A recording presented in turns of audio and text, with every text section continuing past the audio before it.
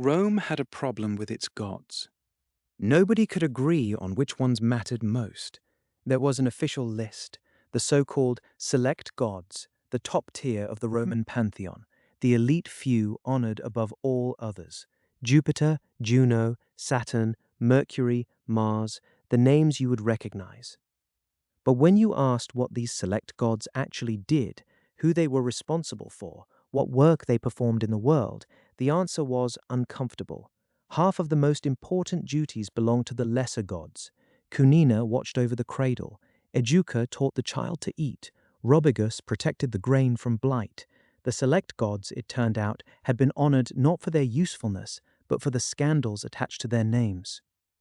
You're listening to The City of God, Volume 1, Book 7, by Augustine of Hippo, modernized for today's reader and produced by Updated Works.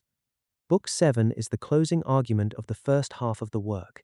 In books 1 through 5, Augustine argued that the Roman gods could not help with the affairs of this life. In Book 6, he turned to Rome's own scholars, Varro and Seneca, and showed that even they could not bring themselves to believe in their city's gods. Book 7 now asks the final and hardest question of this half. Can the select gods, the top tier, the elite of the pantheon, deliver what the lesser gods cannot, eternal life, the salvation of the soul? Augustine's strategy here is precise. He no longer takes on the religion of the streets or the official rites of the state. He takes on the last and most respectable defense, the physical interpretation. Educated pagans, embarrassed by the obscene myths, had reinterpreted their gods as allegories of natural forces. Jupiter was the sky, Juno was the air, Neptune was the sea, Saturn was time itself. The myths, properly understood, were physics. Augustine takes this defense seriously and watches it fall apart. If Jupiter is the sky and Juno is the air, then what is Janus? What is Mars? What is Mercury? And why somehow are so many of them also Jupiter? Varro himself, by the end, confessed he was no longer certain. The book closes with one of the strangest scenes in Roman history. Numa Pompilius, the second king of Rome, had written down the true reasons behind the city's sacred rites and buried the books with himself. Centuries later, a flood unearthed them. The Roman Senate read what Numa had written and ordered every page burned so that no citizen would ever learn what their own religion actually meant. This is the full, unabridged Book 7, modernized into clear contemporary English by Updated Works, preserving every argument and nuance of the original. Explore the full library at updatedworks.com. Now, Volume 1, Book 7. Book 7. Argument. This book demonstrates that eternal life cannot be obtained through worship of Janus, Jupiter, Saturn, or the other select gods of civil theology. Preface. Preface. Those with sharper and more capable minds, for whom the earlier books were more than enough to accomplish their purpose, should bear with me patiently and generously, as I work with unusual care to uproot and destroy the corrupt and ancient opinions that stand against true piety. Long centuries of human error have driven these opinions deep into unenlightened minds, and tearing them out requires sustained effort. In this work, I also cooperate, in my small way, with the grace of the one true God, who alone has the power to accomplish it, and on whose help I depend throughout. For the sake of others who still need this work, those who no longer need it themselves should not consider it wasted. The stakes could not be higher. The true and genuinely holy God is being commended to humanity as the one they should seek and worship, not for the sake of this fleeting mortal life, but for the sake of eternal life, which is the only life that is truly blessed. And yet, even for this fragile life we are living now, He also provides the help we need. Chapter 1. Since it is clear that true divinity is not found in civil theology, should we look for it among the select gods? If anyone remains unconvinced after reading the 6th book, which I have just completed, that true divinity or deity, since our authors don't hesitate to use that word to translate more accurately what the Greeks call theotis, cannot be found in what they call civil theology, as Marcus Varro laid out across 16 books, then perhaps this present book will settle the question entirely. In other words, if someone still believes that eternal happiness can be achieved through the worship of gods that states have officially established and prescribed for public veneration, I hope what follows will remove any remaining doubt. It's quite possible, after all, that some readers might think the select and chief gods, whom Varro gathered together in his final book, and whom we haven't yet addressed in sufficient detail, deserve to be worshipped precisely because they can offer the blessed life, which is nothing other than eternal life. On this point, I won't repeat what Tertullian said, perhaps more cleverly than accurately. If gods are selected like onions, then certainly the rest are thrown out as bad ones. I won't say that, because I can see that even within a select group, some are chosen for a greater and more distinguished role. In warfare, for instance, once recruits have been chosen, a further selection is made from among them for more demanding military duties. In the church, when people are chosen as overseers, the rest are not thereby rejected, since all faithful Christians are rightly called the elect. When a building goes up, cornerstones are chosen, but the other stones destined for different parts of the structure are not discarded. Grapes are chosen for eating, while those left for making wine are not considered inferior. There's no need to pile up more examples, since the point is clear enough. The fact that certain gods are singled out from among many is therefore no good reason to dismiss the writer who addressed this subject, or the worshippers of those gods, or the gods themselves. What we should actually be asking is who these gods are, and for what purpose they appear to have been set apart. Chapter 2. Who are the select gods, and whether they are considered exempt from the duties of the lesser gods. The gods Varro designates as select, devoting an entire book to the subject, are the following: Janus, Jupiter, Saturn, Genius, Mercury, Apollo, Mars, Vulcan, Neptune, Sol, Orcus, Father Liber, Tellus, Ceres, Juno, Luna, Diana, Minerva, Venus, and Vesta. Of these 20 gods, 12 are male and 8 are female. But why are they called select? Is it because they govern higher and more significant domains in the world, or simply because they became more widely known to the people and received more worship? If it is because of the greater works they perform in the world, then we should not find them mixed in with that essentially plebeian crowd of minor deities assigned to trivial and insignificant tasks. Consider what happens at the very moment of conception, the starting point from which all the functions distributed in fine detail among so many deities begin. Janus himself opens the way for the reception of the seed. Saturn is present on account of the seed itself. Liber is there to free the male through the emission of seed, and Libera, whom they also identify with Venus, grants the same benefit to the woman, freeing her likewise through the emission of seed. All of these belong to the ranks of the so-called select gods, yet there is also the goddess Mina, who presides over menstruation. Though she is a daughter of Jupiter, she remains obscure and undistinguished. Varro, in his book on the select gods, assigns this same domain of menstruation to Juno herself, who holds the rank of queen among the select gods.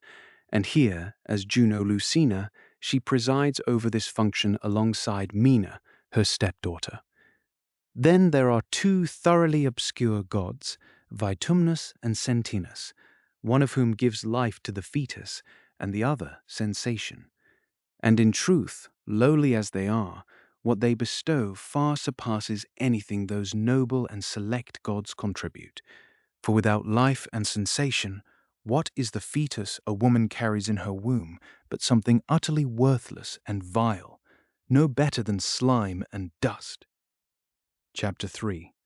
Why no rational basis exists for selecting certain gods when lesser deities handle the most important functions? What, then, drove so many of the select gods to occupy such minor roles when they are clearly outranked by the obscure and barely known Vitumnus and Sentinus in the most important gifts of all, life and sensation? Consider the division of labor. The select Janus provides an entrance, a kind of doorway for the seed. The select Saturn provides the seed itself. The select Liber grants men the release of that seed, while Libera, identified with either Ceres or Venus, performs the same function for women. The select Juno, together with Mena, daughter of Jupiter, governs menstruation for the growth of what has been conceived. And then, quietly, the obscure and undistinguished Vitumnus grants life, while the equally obscure Sentinus grants sensation. These last two gifts are as far superior to the others as reason and intellect surpass mere life and feeling. Just as beings capable of reason and understanding are preferable to those that merely live and feel without intelligence, as animals do, so too are beings endowed with life and sensation rightly preferred over things that neither live nor feel. Vitumnus, the life-giver, and Sentinus, the sense-giver, should therefore have ranked among the select gods, rather than Janus, the admitter of seed, Saturn, the sower of seed, and Jupiter, the liberators of seed. Seed, after all, is worth nothing unless it reaches life and sensation. Yet these superior gifts are not given by superior gods. They are given by unknown, and given their importance, thoroughly neglected ones. If someone replies that Janus governs all beginnings, and so it makes sense to assign him the opening of the way for conception, that Saturn governs all seeds, so the sowing of the seed that generates a human being naturally falls within his domain, that Liber and Libera govern the release of all seeds, so they naturally preside over those relevant to human reproduction, that Juno presides over all purifications and births, so she also oversees women's purifications and human births. If someone offers this defense, let them then answer the question about Vitumnus and Sentinus. Are they willing to grant that these two likewise have dominion over everything that lives and feels? If they are, they should notice how elevated a position they are about to assign these gods. For sprouting from seeds is an earthly process, but life and sensation are considered properties even of the celestial gods. If, on the other hand, they say that only those things which come to life in flesh and are sustained by the senses fall under Sentinus's care, then why doesn't the God who made all things live and feel simply extend that gift to flesh as well, granting life and sensation to the unborn as part of his universal work? In that case, what purpose do Vitumnus and Sentinus serve at all? But if these lowest and most fundamental gifts have been delegated by the one who universally governs life and sense to these minor gods as servants, then are the select gods so poorly staffed that they couldn't find servants of their own to handle their tasks? Must they, for all their dignity and supposed worthiness of selection, perform their work alongside such undistinguished figures? Chapter 4. The lesser gods, whose names carry no infamy, have been treated better than the select gods, whose shameful deeds are celebrated. Anyone who eagerly pursues fame and renown might congratulate these select gods and call them fortunate, were it not for the fact that their selection has brought them more harm than honor. The lower crowd of gods has actually been protected by their very insignificance and obscurity, shielded from being buried under infamy. We laugh, of course, when we see them parceled out by pure human invention, each assigned a specific function, much like tax collectors who lease small portions of public revenue, or like craftsmen in a silversmith's quarter where a single vessel passes through many hands to reach completion, when one skilled artisan could have finished it alone. The only reason such a division of labor seemed necessary was that it is faster and easier for each worker to master one narrow part of a craft than for all of them to achieve mastery across the whole art, which would take far longer and demand far greater effort.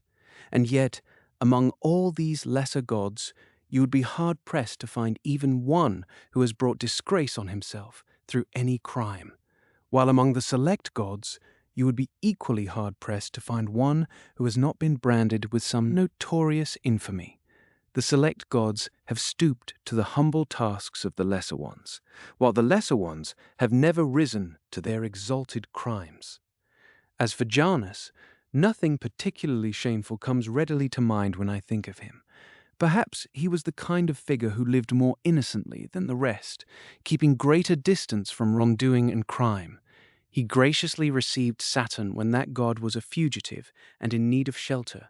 He divided his kingdom with his guest, so that each had a city of his own, one Janiculum, the other Saturnia. But those who make a habit of seeking out every kind of indecency in the worship of the gods have managed to disgrace even him, finding his life less scandalous than the others, and compensating for that by saddling him with a grotesquely deformed image, sometimes giving him 2 faces, sometimes 4, as though he were doubled. One wonders whether they intended this, since most of the select gods had forfeited all shame through their shameful crimes. His comparatively greater innocence should be marked by a proportionally greater number of faces. Chapter 5. On the secret teachings of the pagans and their physical interpretations. But let us hear their own physical interpretations, by which they attempt to dress up the ugliness of a most miserable error in the appearance of deeper wisdom. Varro, for his part, praises these interpretations so enthusiastically that he claims the ancients invented the images, symbols, and ornaments of the gods so that those who entered the mysteries, seeing them with their physical eyes, might perceive with the eyes of the mind the soul of the world and its parts, which he considers the true gods. He also suggests that those who fashioned divine images in human form intended to convey a specific meaning, that the mind of mortals housed in a human body closely resembles the immortal mind.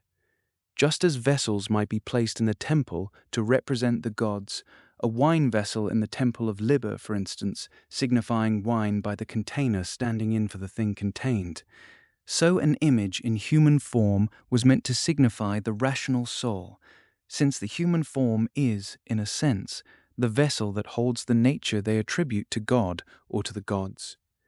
These are the secret teachings into which that most learned man delved, and which he now brings into the light.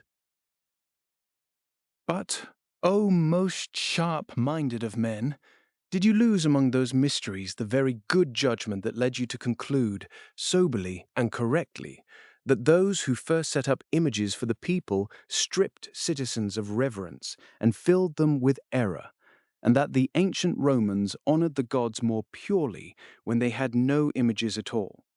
It was precisely that judgment which gave you the confidence to speak so critically of the later Romans.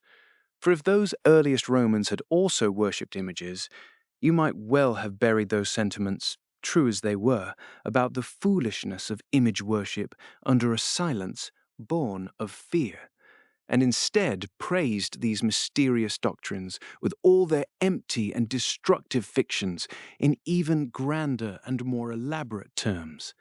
Your soul, so learned and so keen, and it is for this that I grieve deeply for you, could never have found its way to its true God through those mysteries.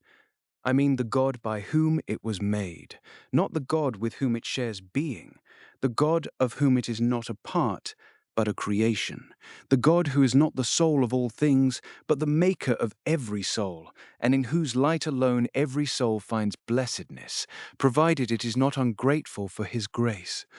What follows in this book will reveal the true nature of these mysteries and how much weight we should give them. In the meantime, this most learned man openly states his view that the soul of the world and its parts are the true gods. From this, we can see that his natural theology, the branch of theology he holds in the highest regard, has managed to extend itself all the way to the nature of the rational soul. In this book on the select gods, he offers a few preliminary remarks about natural theology, and we will need to examine whether he has succeeded, through physical interpretations, in connecting civil theology to natural theology in that same work. If he has succeeded, then the whole system is essentially natural theology, which raises an obvious question. Why go to such lengths to distinguish civil theology from natural theology in the first place? But if the distinction is genuine, then consider this. Even the natural theology he finds so compelling is not true, because while it reaches as far as the soul, it never reaches the true God who made the soul. How much more hollow and false, then, is civil theology, which concerns itself primarily with physical and material things?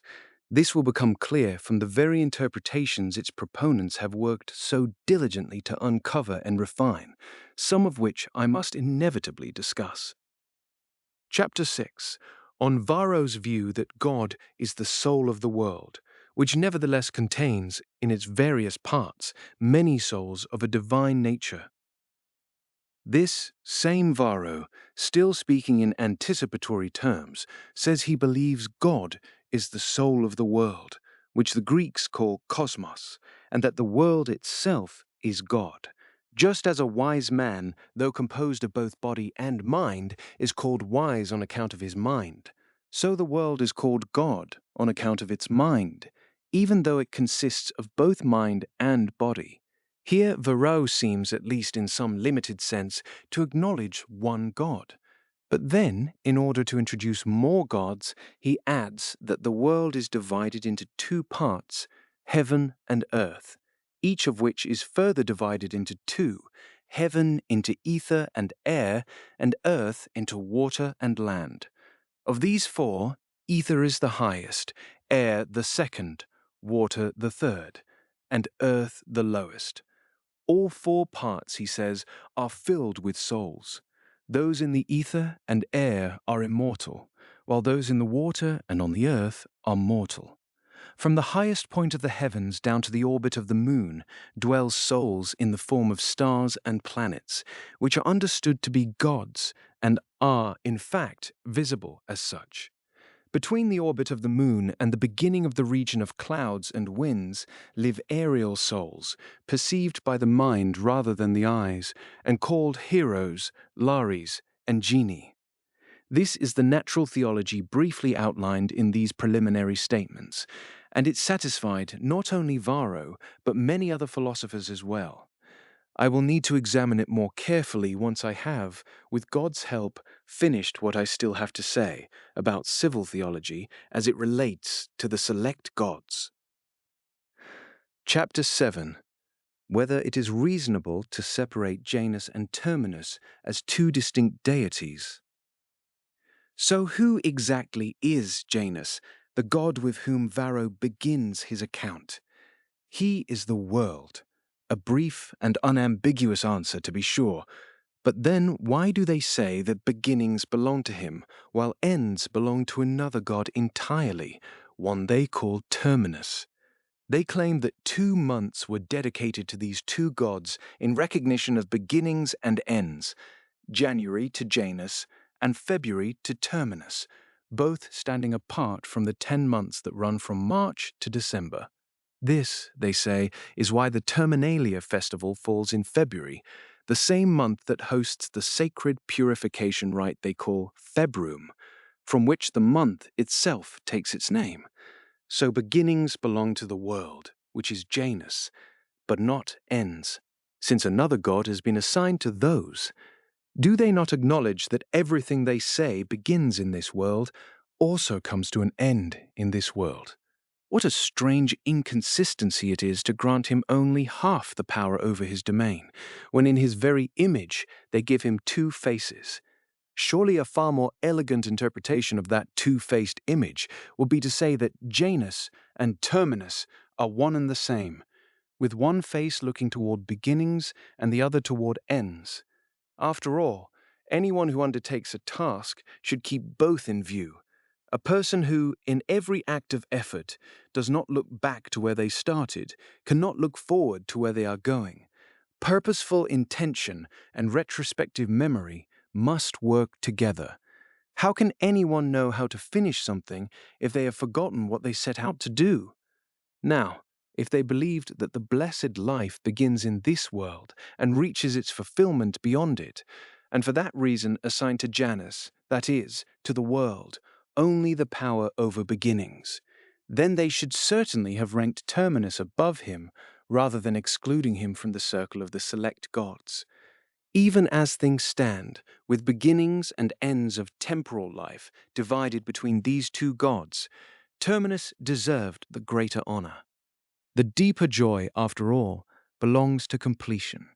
Beginnings are always shadowed by anxiety until they are brought to their conclusion, a conclusion that anyone who starts something longs for intensely, fixes their mind on, waits for, and desires. No one ever truly rejoices over something they have merely begun. The joy comes only when it is finished. Chapter 8. Why the worshippers of Janus gave him 2 faces, and sometimes 4. Now, let's consider what the 2-faced image is actually supposed to mean. They claim Janus has 2 faces, one in front and one behind, because our open mouths are thought to resemble the world. The Greeks, apparently, call the palate Uranos, sky or heaven, and some Latin poets, we're told, have called the heavens palatum, the palate. From this open mouth, they argue, there is a way out toward the teeth, and a way in toward the gullet. Consider what the world has been reduced to for the sake of a Greek word, or a poet's metaphor for the roof of our mouths. This god is to be worshipped, it seems, on account of saliva, which has 2 open doorways beneath the heaven of the palate, one through which it can be spat out, and another through which it can be swallowed. What could be more absurd than failing to find in the world itself 2 opposing doorways through which it might receive or expel anything, and then turning instead to the human throat and gullet, which bear no resemblance to the world, to construct an image of the world in Janus, simply because the world is said to resemble the palate, to which Janus bears no likeness whatsoever? When they give him 4 faces and call him the double Janus, they interpret this as referring to the 4 quarters of the world, as though the world gazes outward in 4 directions the way Janus does through his 4 faces. But here the problem deepens. If Janus is the world, and the world has 4 quarters, then the 2-faced image of Janus is simply false. Or if the 2-faced version is valid, because the whole world can sometimes be understood by the terms east and west, would anyone then call the world double when north and south are also included, the way they call Janus double when he has 4 faces? They have no way at all of accounting for 4 doorways of entry and exit in relation to the world, as they managed, however awkwardly, with the 2-faced Janus, where they could at least point to something in the human mouth that seemed to fit their argument. Unless perhaps Neptune comes to their rescue and hands them a fish, which beyond its mouth and gullet also has gill openings on either side. Even so, with all those doors accounted for, no soul escapes this emptiness except the one that hears the truth speaking. I am the door. Chapter 9. On the power of Jupiter, and a comparison of Jupiter with Janus. They also explain what they mean by Jove, who is also called Jupiter. He is the god, they say, who governs the causes by which anything comes into being in the world. How significant this is can be seen in that famous line from Virgil. Happy is he who has learned the causes of things. But why, then, is Janus ranked above him? Let that most sharp and learned man answer the question. Because, he says, Janus holds dominion over first things, while Jupiter holds dominion over highest things. Jupiter is therefore rightly regarded as king of all things, since what is highest is better than what is merely first. Though first things come before in time, highest things surpass them in dignity. This point would have been valid if the author had properly distinguished between the beginning of an action and its completion. Setting out is the beginning of a journey. Arriving is its fulfillment. Starting to learn is the first step. Gaining knowledge is the goal. In every case, beginnings come first, and endings stand highest. This question has already been addressed in the discussion of Janus and Terminus, but the causes attributed to Jupiter are efficient causes, not effects, and it is impossible for them to be preceded in time by things that are made or done, or by the mere beginnings of such things, since whatever causes something must always exist prior to what it produces.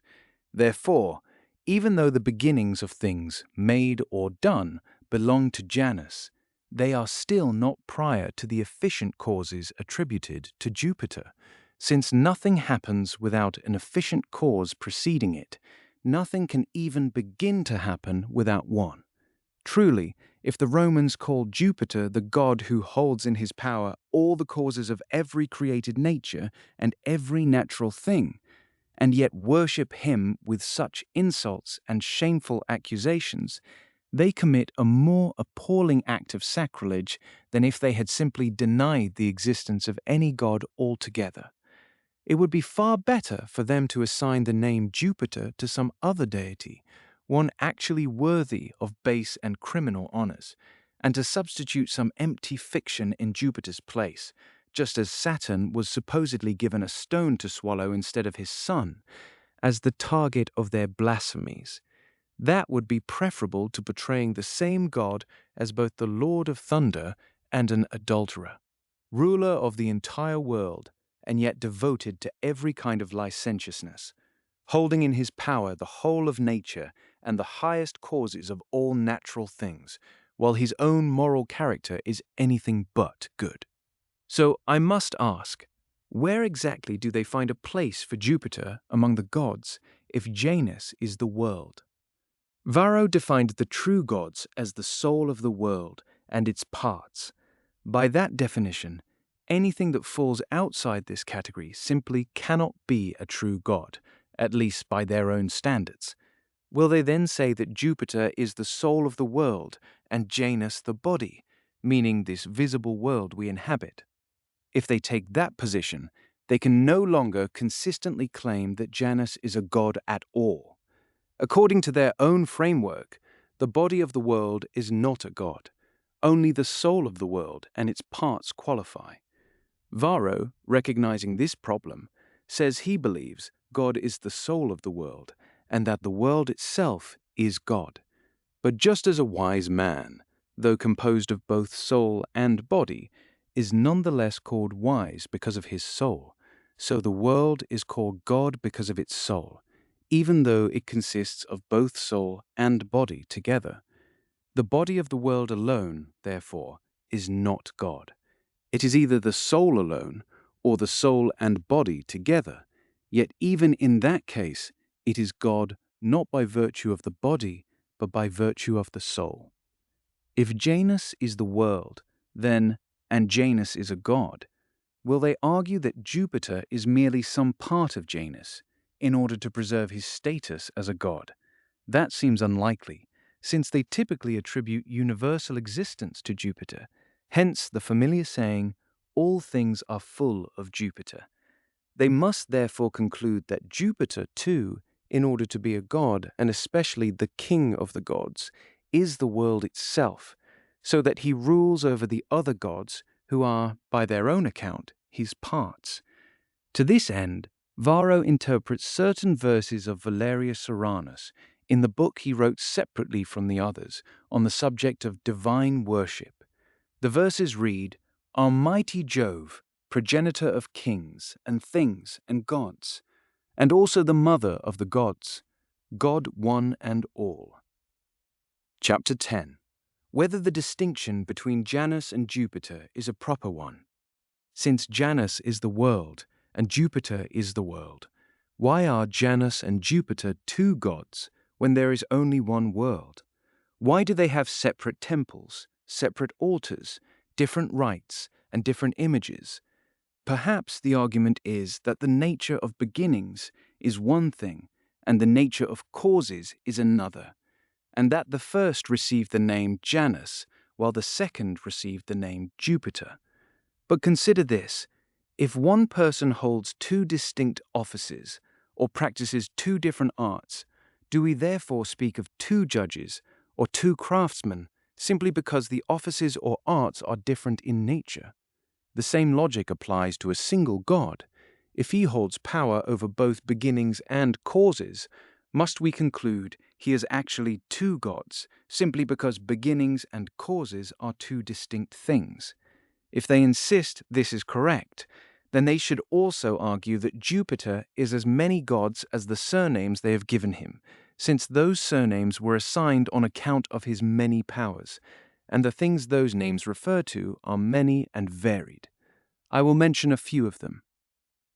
Chapter 11, on the surnames of Jupiter, which are referred not to many gods, but to one and the same god. They gave him names like Victor, Invictus, Opitulus, Impulsor, Stator, Centumpeda, Supernalis, Tigillus, Almus, and Ruminus, among many others too numerous to list. These were all surnames applied to a single god, each reflecting a different attribute or function. Yet none of this multiplicity of roles required him to become multiple gods. He was called these names because he conquered all things, because nothing could conquer him, because he aided those in need, because he had the power to drive things forward, to halt them, to establish them, and to cast them down. He was called Tigillus because, like a great beam, he held the world together and sustained it. He was called Almus because he nourished all things, and Ruminus because, like a nursing breast, he fed the animals. Here we find both grand and trivial functions attributed to the same single deity.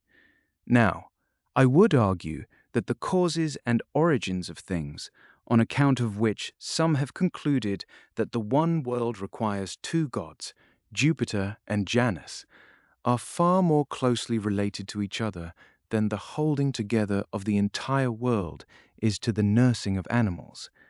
And yet, despite those two functions being so vastly different in both nature and dignity, no one felt compelled to invent two gods to account for them. Instead, one Jupiter was called Tigillus for the one and Ruminus for the other. I will not press the point that the nursing of suckling animals might more naturally have been assigned to Juno rather than Jupiter, especially given that the goddess Rumina already existed to assist with precisely that work.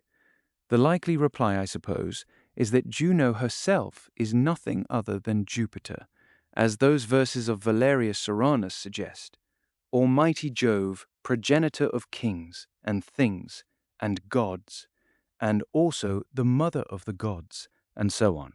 Why, then, was he called Ruminus, when anyone who looks into the matter carefully enough may well discover that he is also that very goddess Rumina? If it was considered beneath the dignity of the gods that one deity should oversee the joint of a single ear of corn, while another handled the husk, how much more undignified is it that one lowly function, namely the giving of milk to nursing animals, should be shared between two gods, one of whom is Jupiter himself, the very king of all things, and he performs this duty not alongside his own wife, but with some obscure goddess named Rumina, unless perhaps he himself is Rumina, taking the masculine form Ruminus for males and the feminine Rumina for females. I would certainly have concluded that they were simply unwilling to give Jupiter a feminine name, had he not been addressed in certain verses as both progenitor and mother, and had I not also found among his various titles the name Pecunia, money, which we encountered earlier as a goddess among those minor deities, as I mentioned in the fourth book. But since both men and women handle money, pecuniam, why has he not been called both Pecunius and Pecunia? That, however, is their problem to sort out. Chapter 12. How Jupiter is also called Pecunia. How cleverly they have explained this name. He is also called Pecunia, they say, because all things belong to him. What a magnificent explanation for the name of a deity. Yes, the one to whom all things belong is given the petty and contemptible name of money. Compared to everything contained within heaven and earth, what are all the possessions that men hold under the name of money?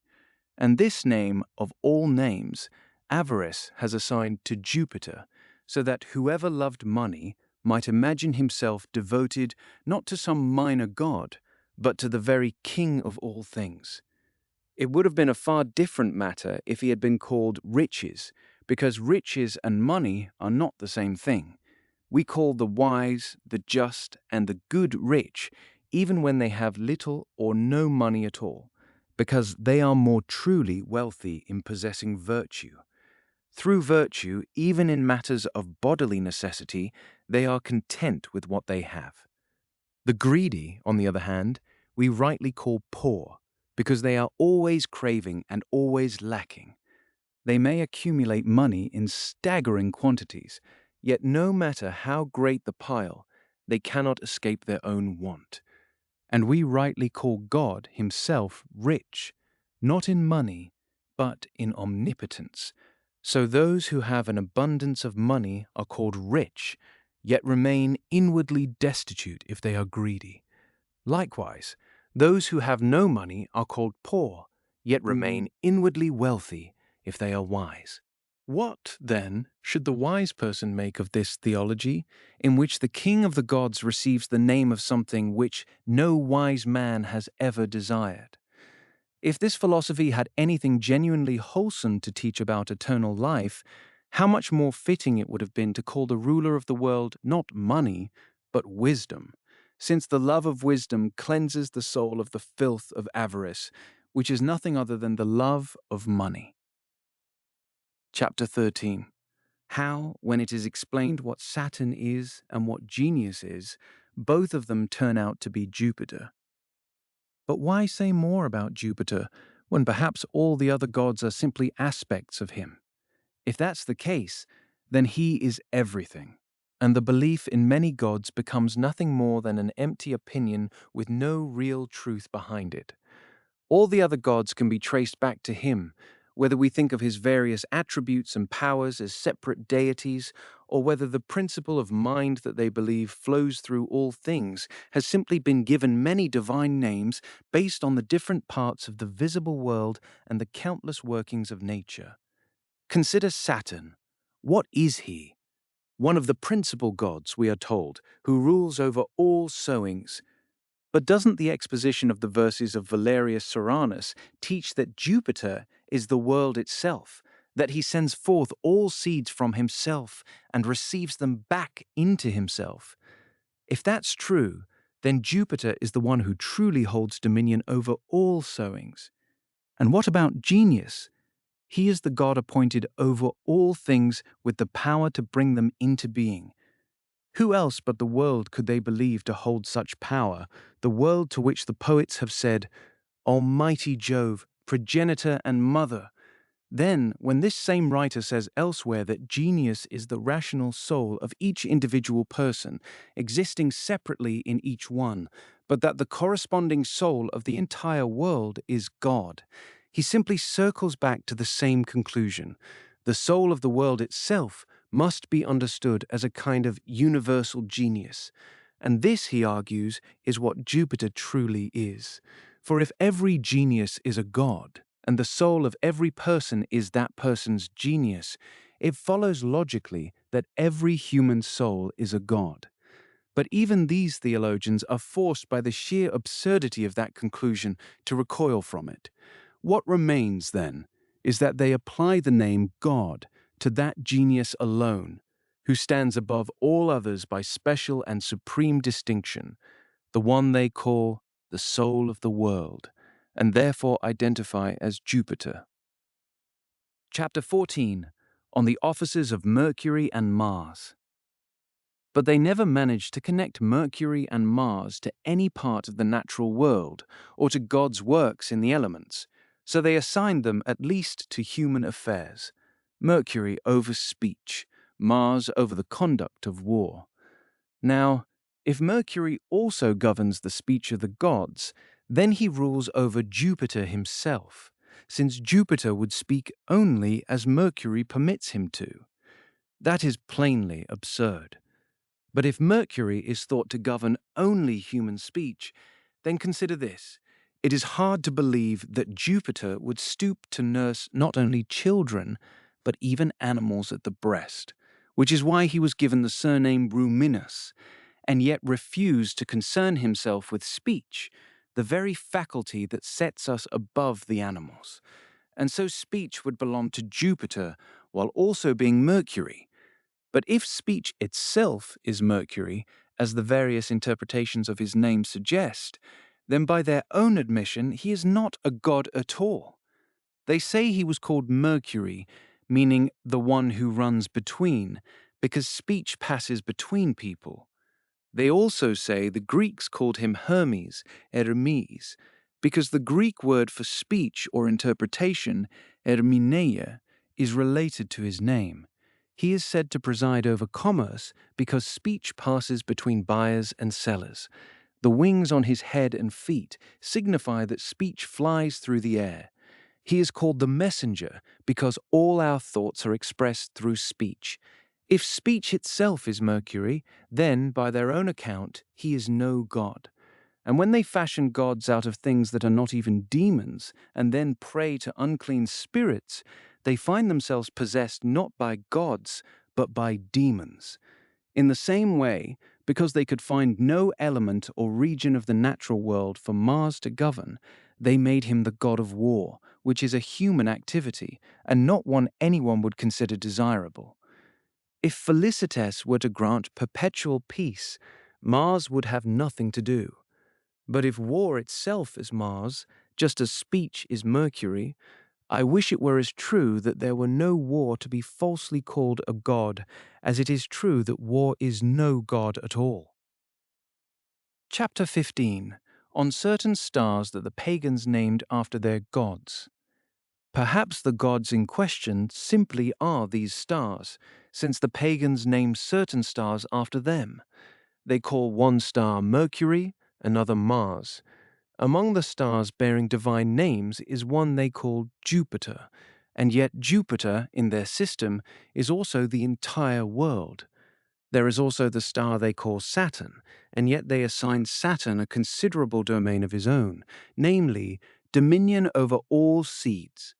Then there is the brightest of all the stars, which they call Venus, and yet they also insist that Venus is the moon. This is to say nothing of how Venus and Juno are said to have quarreled over that most brilliant star, as though it were another golden apple.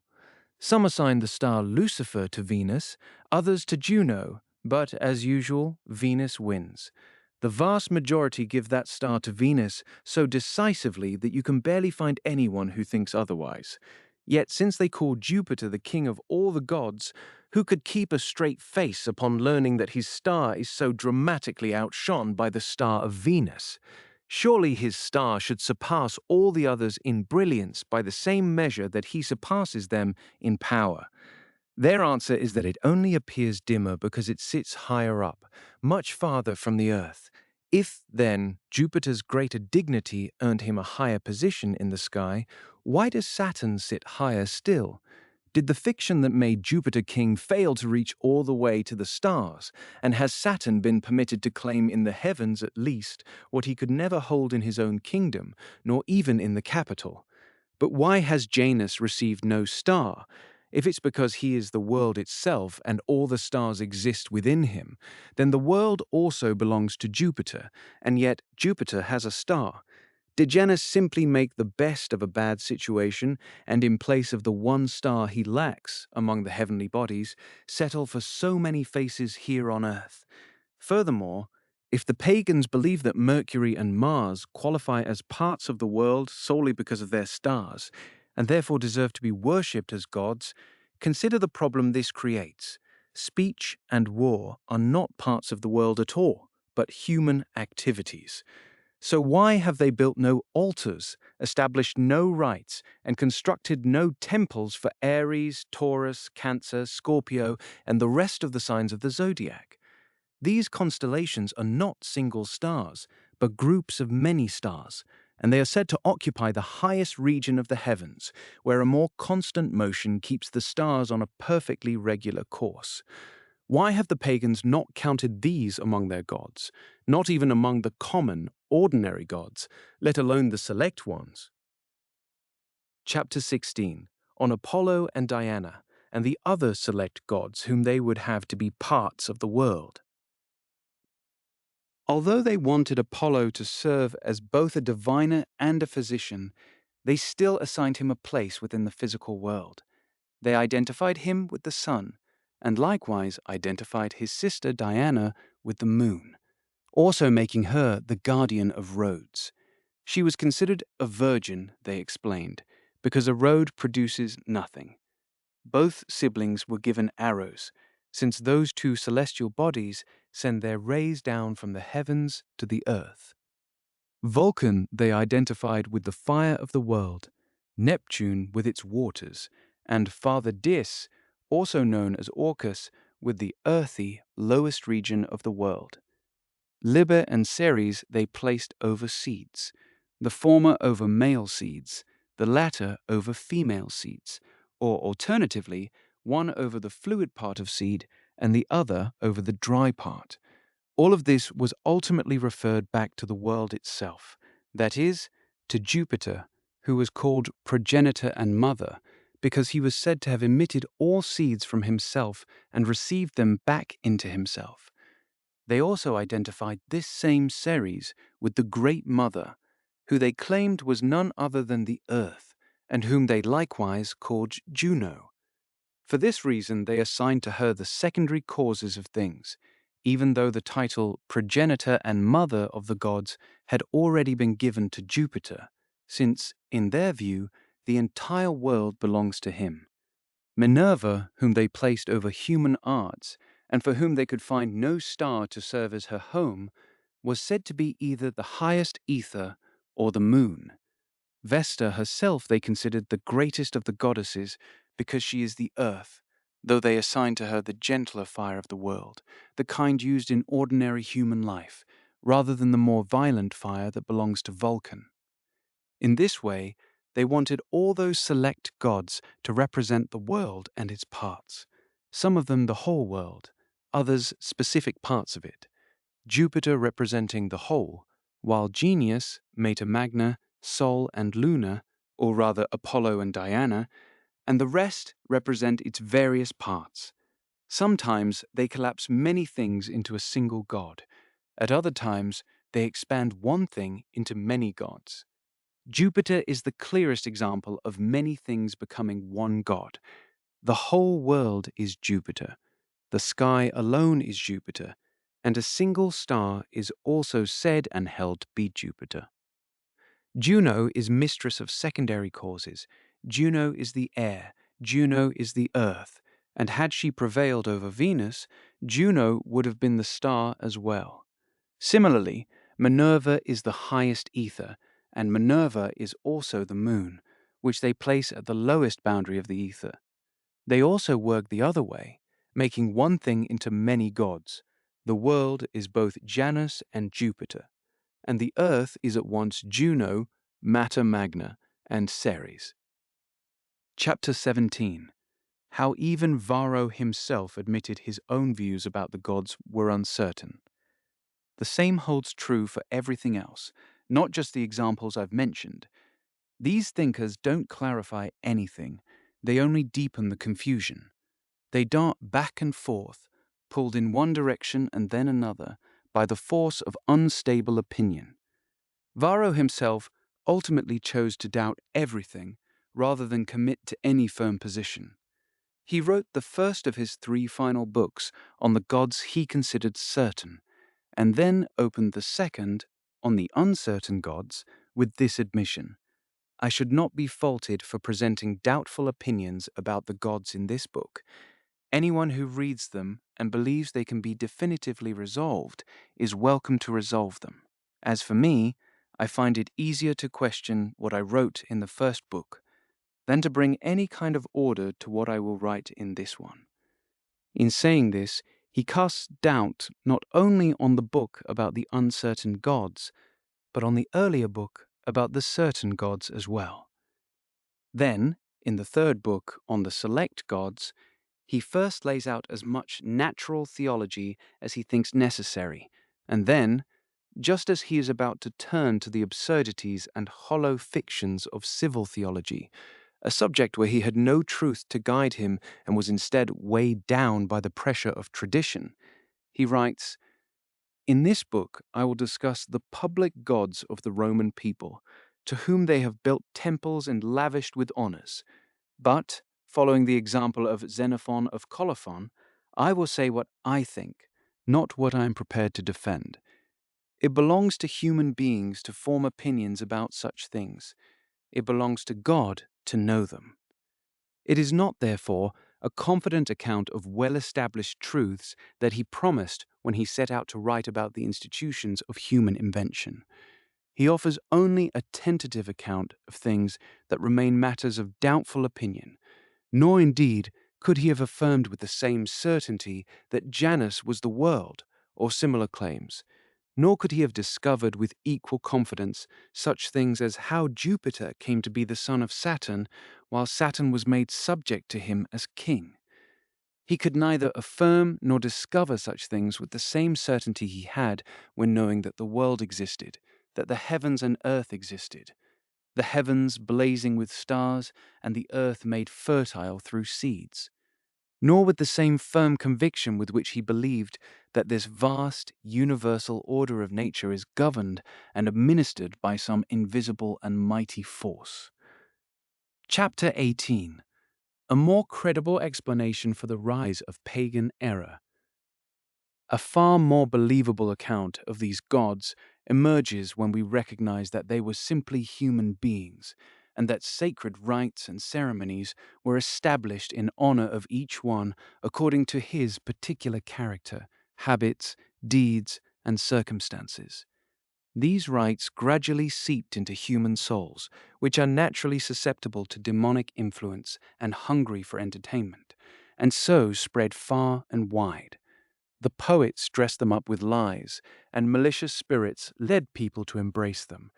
It is far more plausible, after all, that some young man, either wicked himself or desperate to avoid being killed by a wicked father, overthrew his father out of ambition to rule, than that Saturn was toppled by his son Jupiter because, as Varro would have it, cause, which Jupiter represents, precedes seed, which Saturn represents.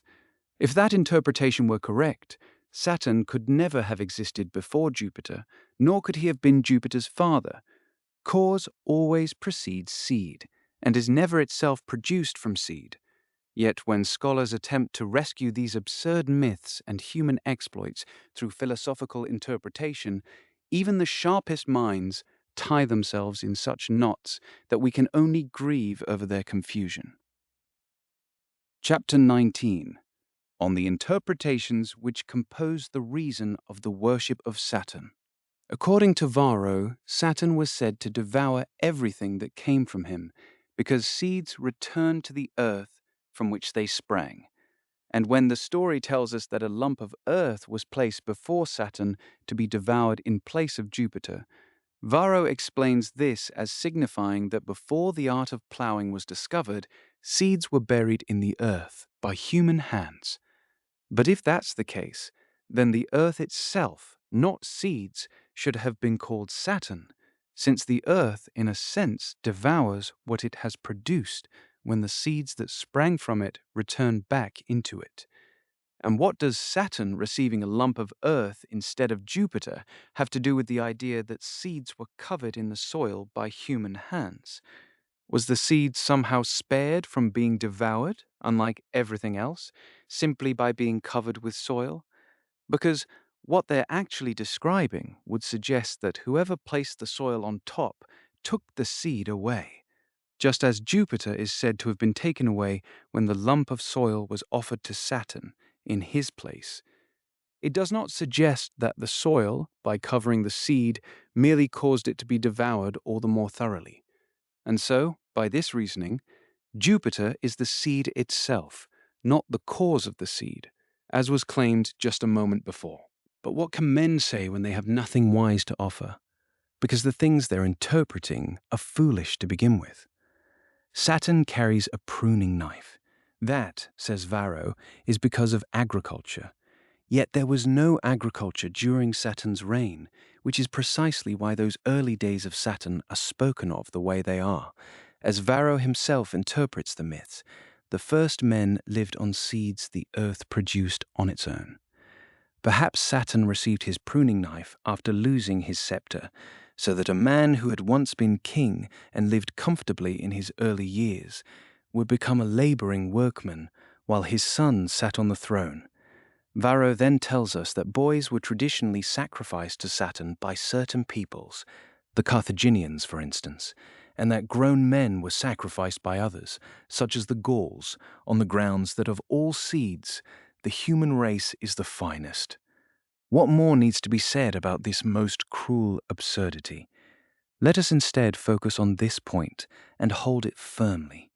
These interpretations never lead us upward to the true God, a living, incorporeal, and unchanging nature from whom an eternal and blessed life may be obtained.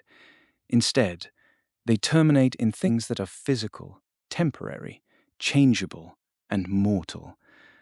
As for the myth that Saturn castrated his father Chelus, Varro explains this to mean that the power of seed belongs to Saturn and not to Chelus. The reasoning being, as far as any reasoning can be found here, that nothing in heaven is born from seed. But consider this: if Saturn is the son of Chelus, then he is also the son of Jupiter, since the ancients insist repeatedly and emphatically that the heavens are Jupiter. And so the things that don't arise from truth very often collapse under their own weight, without anyone needing to push them. Varro says Saturn was called Chronos, which in Greek signifies a span of time, because without time, seed cannot bear fruit. These and many other things are said about Saturn, and all of them circle back to the subject of seed. But surely Saturn, with all his great power, should have been sufficient to account for seed on his own. Why must other gods be called in to assist, especially Liber and Libera, that is, Ceres? About them, in relation to seed, Varro says just as much as if he had said nothing about Saturn at all. Chapter 20, on the rites of Eleusinian Ceres. Among the rites of Ceres, the Eleusinian rites were the most celebrated, held in the highest regard among the Athenians. Varro interprets them only in terms of grain, which Ceres discovered, and the loss of Proserpine, whom Orcus abducted. Proserpine herself, he says, represents the fertility of seeds. When this fertility disappeared at a certain season and the earth took on a sorrowful appearance due to the resulting barrenness, people came to believe that the daughter of Ceres, that is, fertility itself, called Proserpine from the Latin proserper, meaning to creep forth or spring up, had been carried off by Orcus and held captive among the dead. This belief gave rise to public mourning. Then, when fertility returned, there was rejoicing because Proserpine had been given back by Orcus, and from this cycle these rites were established. Varro adds that the mysteries of Ceres contain many teachings that relate solely to the discovery of crops. Chapter 21, on the shameful rites celebrated in honor of Liber. Now, regarding the rites of Liber, whom the Romans appointed as god over liquid seeds, and therefore not only over the juices of fruits, among which wine holds, so to speak, the place of honor, but also over the seeds of animals, I am reluctant to describe in full how far these rites descended into depravity, because doing so would require a lengthy digression. Yet I am not unwilling to expose them as proof of the proud stupidity of those who practice them. Among the many other rites I am forced to pass over simply because of their sheer number, Varro tells us that in Italy, at crossroads throughout the country, the rites of Liber were celebrated with a degree of shamelessness that is difficult to overstate, to the point that a man's genitals were openly worshipped in his honor. Nor was this obscenity conducted in secret, where at least some concession to decency might have been made. It was displayed openly and without any shame whatsoever. During the festival of Liber, this obscene object, mounted on a cart, was paraded with great ceremony, first through the rural crossroads and then into the city itself. In the town of Lavinium, an entire month was set aside for Liber alone, during which the entire population gave itself over to the most dissolute conversation and behavior, until this object had been carried through the forum and returned to its designated resting place. At that point, the most respected matron of the community was required, in full view of the assembled people, to place a wreath upon it. This, apparently, was how the god Liber was to be appeased for the sake of the harvest. This was how enchantment was to be driven from the fields, by compelling a woman of the highest social standing to perform in public what not even a prostitute should be permitted to do on a stage, especially before an audience that included respectable women. For these reasons, then, Saturn alone was deemed insufficient as a god of seeds. The impure mind was always seeking new pretexts for multiplying its gods, and having been justly abandoned to its own filth by the one true God, it prostituted itself to the worship of countless false ones. Driven by an insatiable appetite for ever greater degradation, it called these sacrilegious practices sacred and surrendered itself to be violated and defiled by crowds of foul demons. Chapter 22, on Neptune and Salacia and Venilia. Neptune's wife was Salacia, who supposedly represented the deep waters of the sea. So why was Venilia also joined to him? Was it anything other than the soul's sheer lust for more demons to give itself over to, rather than any genuine necessity for the perfection of their sacred rites? Let the defenders of this celebrated theology step forward with a satisfying explanation to spare it from this criticism. Venilia, this theology tells us, is the wave that comes to the shore. Salacia is the wave that retreats back into the sea. Why then are there two goddesses for what is essentially one wave moving in two directions? This is nothing but mad desire itself, in its hunger for more and more deities, mirroring the waves that crash endlessly on the shore. The water going out is no different from the water coming back, yet the soul that goes out and never returns is defiled by two demons, whom it has seized on this flimsy pretext to welcome in.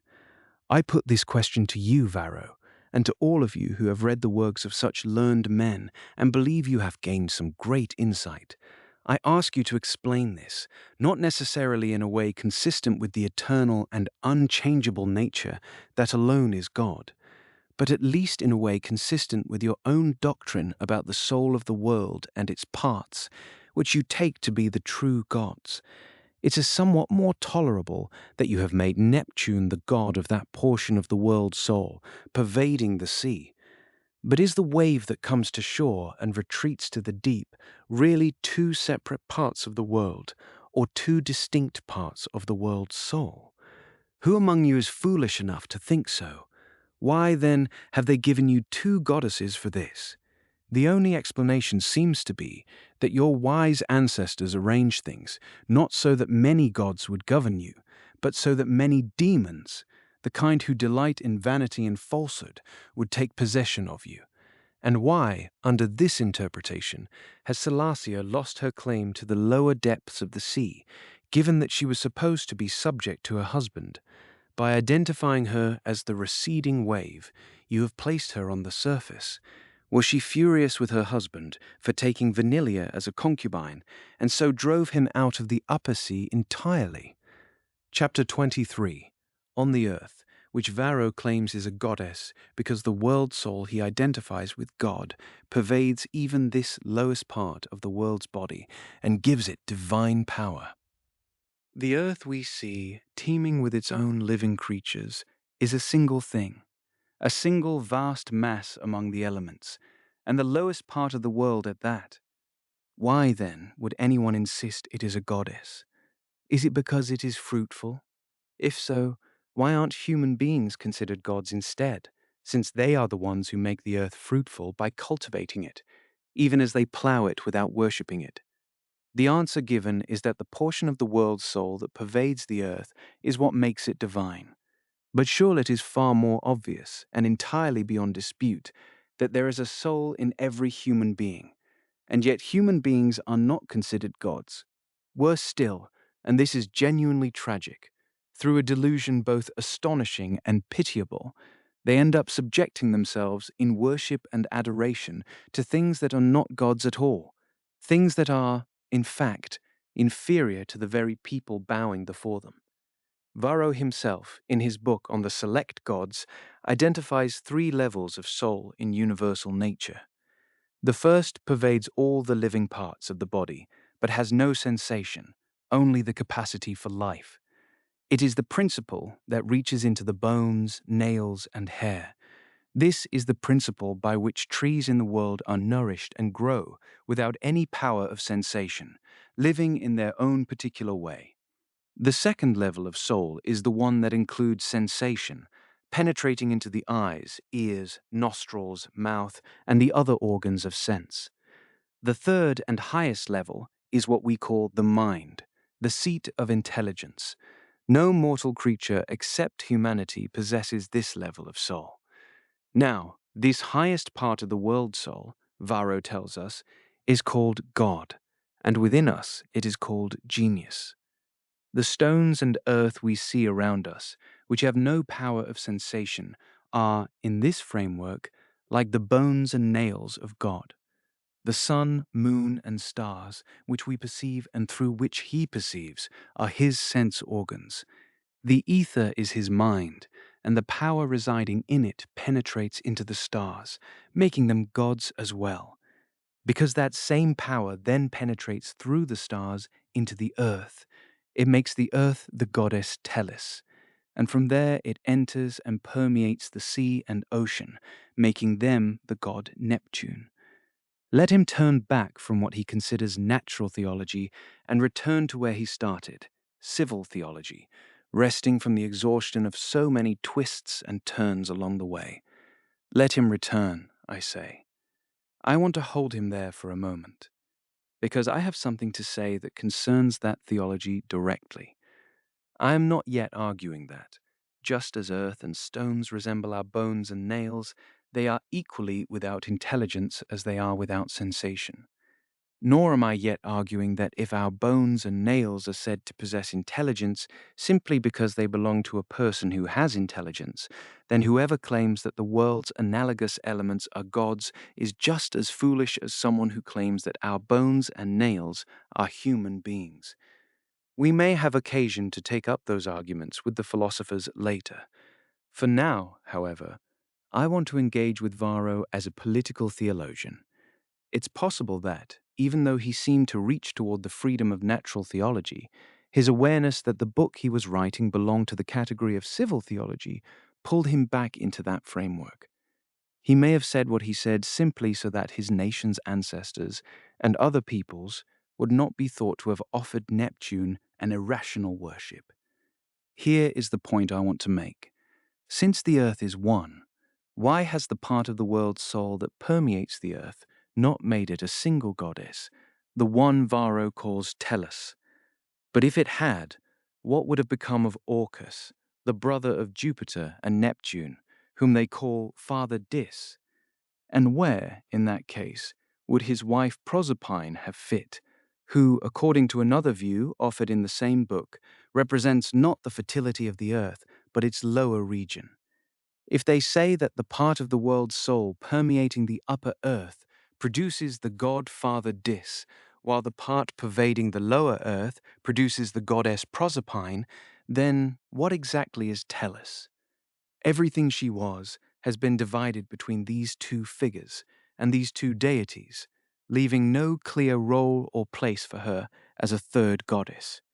The only way out would be to say that Orcus and Proserpine together simply are Tellus, and that what appear to be three gods are really one or two. Yet they are still called three, treated as three, and worshipped as three, each with their own altars, shrines, rites, images, and priests, while their own false demons use all of this to corrupt and defile the soul that has given itself over to them. Now let this further question be answered. What region of the earth does the world soul permeate in order to produce the god Telumo?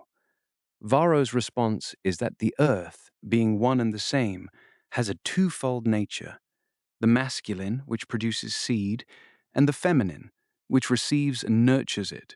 From the feminine principle, it is called Tellus, and from the masculine, Telumo. Why, then, do the priests, as he notes, perform sacred rites to four gods rather than two, adding Altor and Rusor to the list alongside Tellus and Telemo? We have already addressed Tellus and Telemo, but why is Altor worshipped? Because, Varro says, everything that springs from the earth is also nourished by the earth. And why Rusor? Because all things eventually return to the place from which they came. Chapter 24, on the surnames of Tellus and their meanings, which, though they point to many properties, should not have led anyone to believe there were a corresponding number of gods. The earth is one, and because of this fourfold virtue attributed to it, it should have received four surnames rather than been divided into four separate gods. Consider Jupiter and Juno. Each carries a great many surnames, yet remains a single deity. All those names simply point to the many qualities belonging to one god or goddess. The number of names does not imply a number of gods. Yet just as even the most degraded women sometimes grow weary of the crowds they once sought out in the grip of corrupt desire, so too the soul, having grown vile and given itself over to impure spirits, sometimes begins to tire of multiplying the gods to whom it surrenders itself for defilement, just as it once took pleasure in doing so. Varro himself, as though embarrassed by that crowded pantheon, preferred to treat Tellus as a single goddess. They say, he writes, that the Great Mother's tympanum represents the orb of the earth, the towers on her head represent towns, and the seats fixed around her represent the fact that while all things move, she does not. The Galli who serve this goddess represent those who need seed and should therefore follow the earth, since all seeds are found within it. Their prostrating themselves before her teaches that those who cultivate the earth should not sit idle, for there is always work to be done. The clashing of cymbals represents the noise of iron tools being thrown, of human hands at work, and all the other sounds of agricultural labor. These cymbals are made of bronze because the ancients used bronze implements before iron was discovered. A wild lion, unbound and tamed, is placed beside the goddess to show that no land is so wild or so utterly barren that it would be pointless to bring it under cultivation. He then adds that because so many names and surnames were given to Mother Tellus, people came to assume they referred to separate gods. They believe, he says, that Tellus is Ops because the earth is improved by labor, Mother because it produces abundantly, Great because it produces seed, Proserpine because fruits creep forth from it, Vesta because it is clothed with herbs. And so, he concludes, they identify other goddesses with the earth, and not without reason. If, then, Tellus is one goddess, though, if we consult the truth, she is not even that, why do they still divide her into many? Let there be many names for one goddess, and let the number of goddesses not multiply to match the number of names. But the authority of the mistaken ancients weighs heavily on Varro, and forces him, after expressing this opinion, to show signs of uneasiness. He immediately adds, with which things the opinion of the ancients, who thought that there were really many goddesses, does not conflict. How does it not conflict? It is an entirely different thing to say that one goddess has many names, and to say that there are many goddesses. But it is possible, he says, that the same thing may be both one and yet contain within it a plurality of things. Granted, there are many things in one man, but does that mean there are many men in him? In the same way, there may be many things in one goddess, but does that mean there are therefore many goddesses? Let them divide, unite, multiply, reduplicate, and entangle these ideas however they like.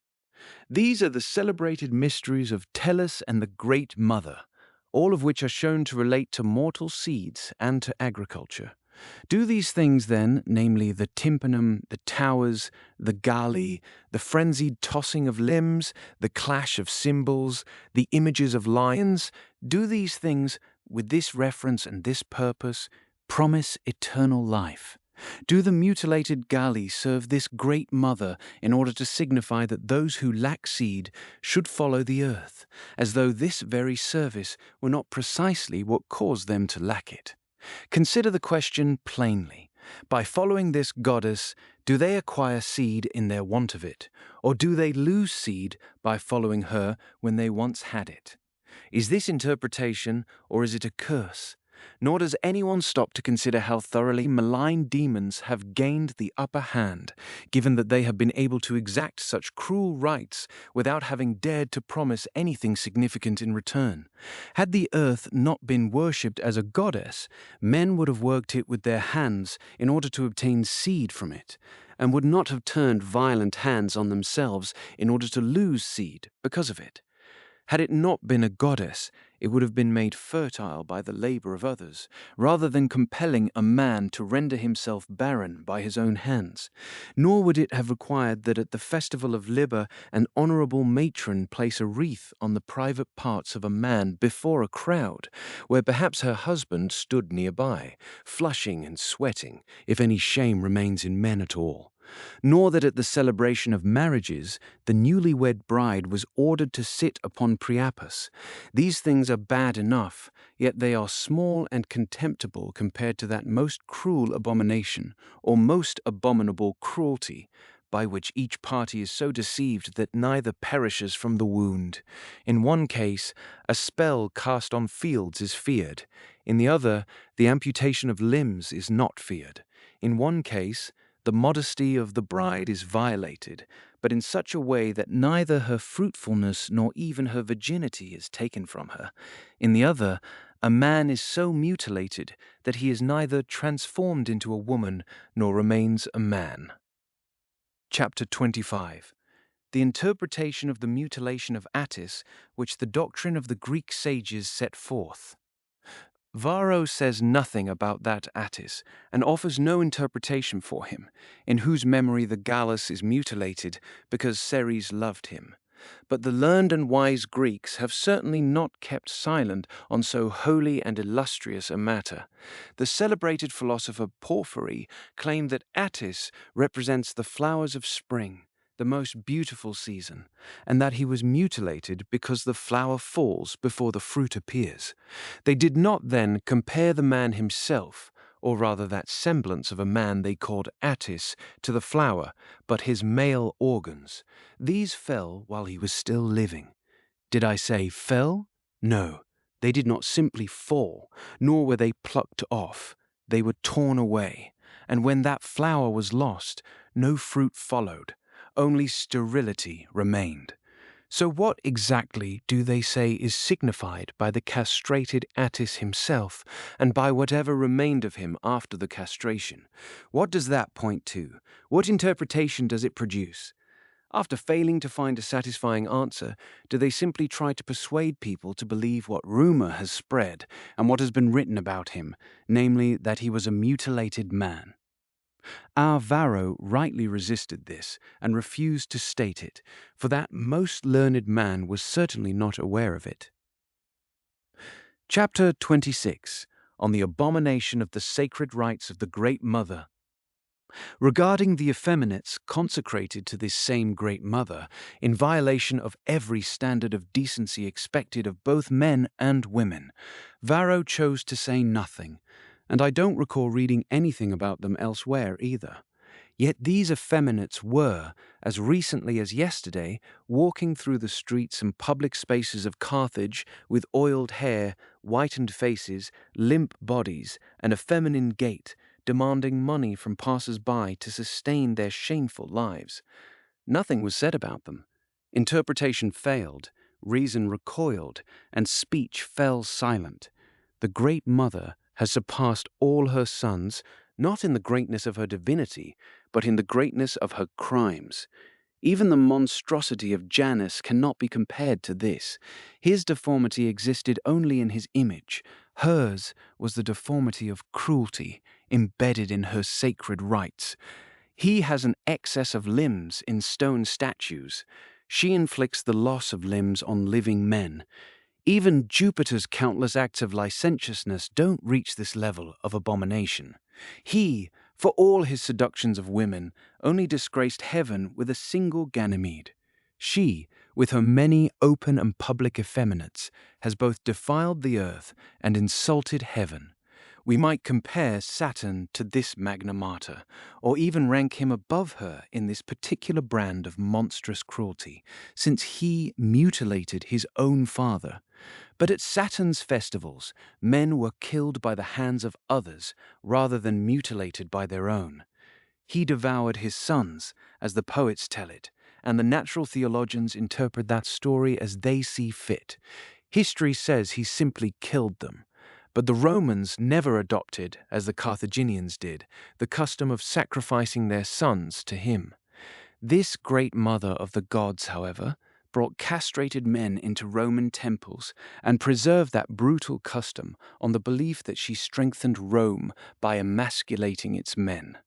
Compared to this evil, what are Mercury's thefts, Venus's promiscuity, and the base and shameful deeds of the rest of them, which we could easily pour from books if they weren't already being sung and performed in the theatres every day? But what are any of those things against an evil of this magnitude, an evil whose scale was matched only by the supposed greatness of the Great Mother herself?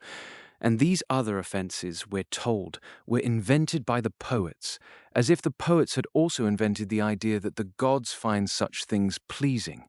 Fine then, blame the poets' audacity and shamelessness for the fact that these things were written and sung, but that they were incorporated into the body of official divine rites and honors, with the deities themselves demanding and forcing that incorporation.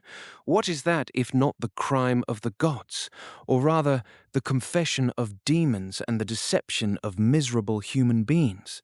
As for the belief that the Great Mother is properly worshipped through the consecration of castrated men, that is not a poetic invention.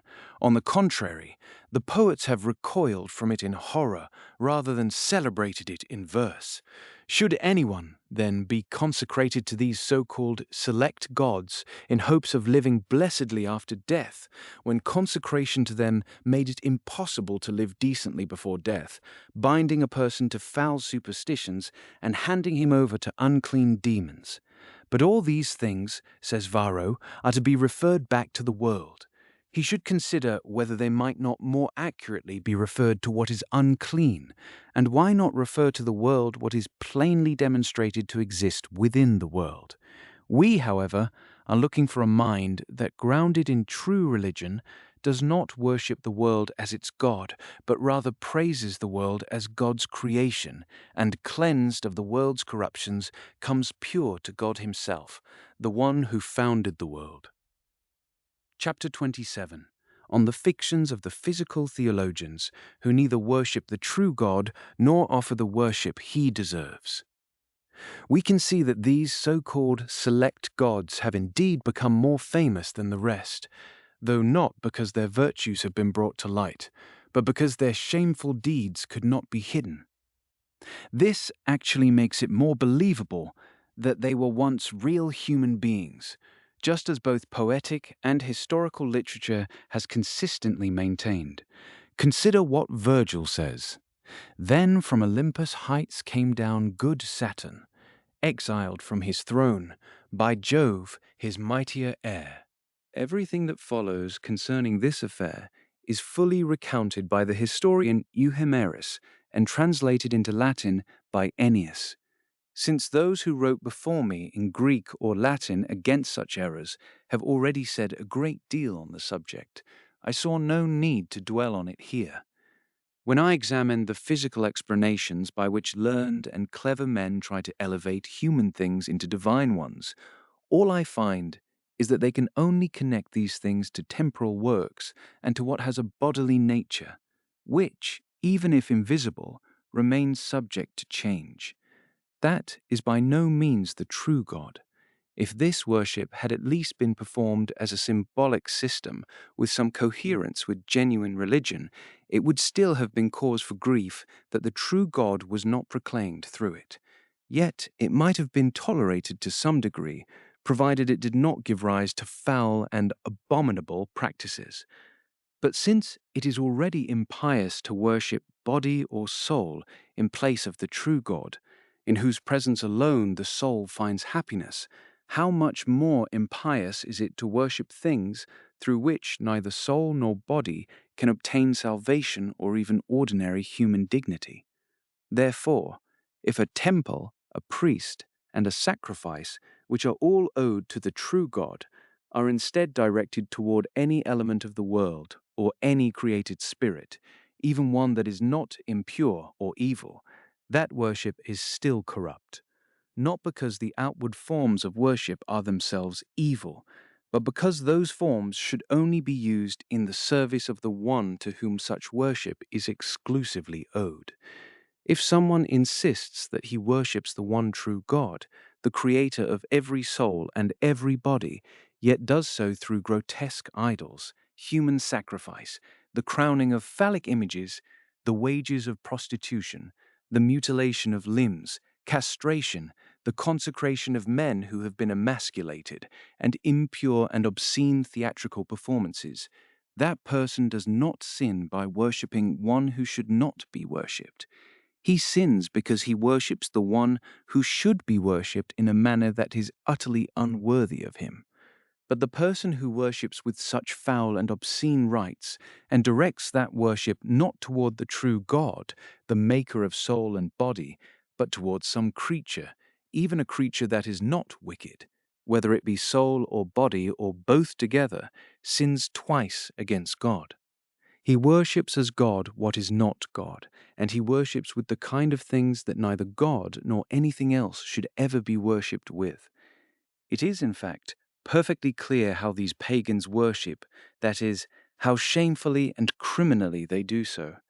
What or whom they worship might have remained obscure had their own historical records not confirmed that those same universally acknowledged, base and degrading rites were performed in direct response to the demands of gods who required them with terrifying severity. It is therefore beyond any reasonable doubt that this entire civic theology is nothing more than a system for attracting wicked and utterly corrupt spirits, drawing them into senseless idols, and through those idols taking possession of empty and foolish hearts. Chapter 28. How Varro's theology is inconsistent with itself. So what exactly is this most learned and sharp-minded man Varro trying to accomplish when he attempts, through subtle argumentation, to trace all these gods back to heaven and earth? He simply cannot do it. They slip through his fingers like water. They recoil. They slide away and fall.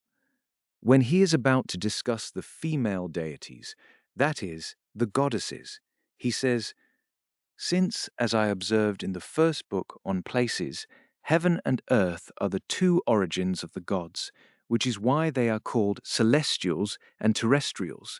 And since I began the earlier books with heaven by speaking of Janus, whom some have identified as heaven and others as earth, I now begin with Tellus when turning to the goddesses.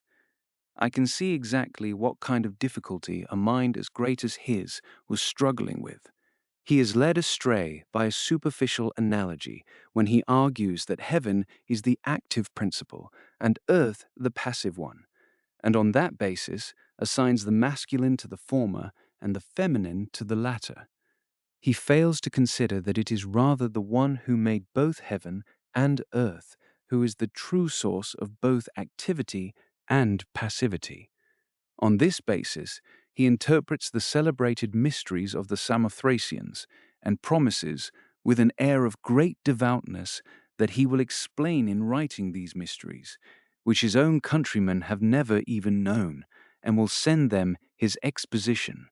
He then says that from many proofs he had gathered that, within those mysteries, certain images represent heaven, others the earth, and others the patterns of things that Plato calls ideas. He takes Jupiter to signify heaven, Juno the earth, and Minerva the ideas. Heaven as the agent by which something is made, earth as the material from which it is made, and the pattern as the model according to which it is made. On that last point, I should note that Plato placed such enormous weight on these ideas that he did not say heaven makes things according to them, but rather that heaven itself was made according to them. Returning to the main thread, however, one notices that Varro, in his book on the select gods, has already abandoned the very theory by which he claimed to embrace all things within these gods. He assigns the male gods to heaven and the female gods to earth, yet among the latter he places Minerva, whom he had previously set above heaven itself. Then the male god Neptune belongs to the sea, which pertains far more to earth than to heaven. Finally, Father Dis, known in Greek as Pluto, Pluton, another male god and brother of both Jupiter and Neptune, is also counted as a god of the earth. He holds the upper region of the earth himself and assigns the lower region to his wife Proserpine. How, then, can they claim to refer the gods to heaven and the goddesses to earth? What coherence, what consistency, what intellectual sobriety does this argument actually possess?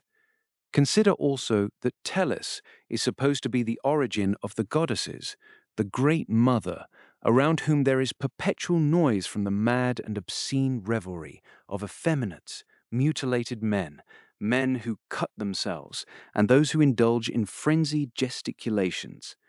How is it then that Janus is called the head of the gods and Tellus the head of the goddesses? In the one case, confusion does not produce a coherent leader. In the other, frenzy does not produce a sane one. Why do they strain so pointlessly to connect all of this to the world? Even if they could make that connection, no person of genuine piety would worship the world as the true God.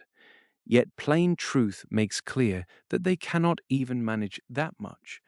Let them instead acknowledge these figures for what they are: dead men and thoroughly wicked demons.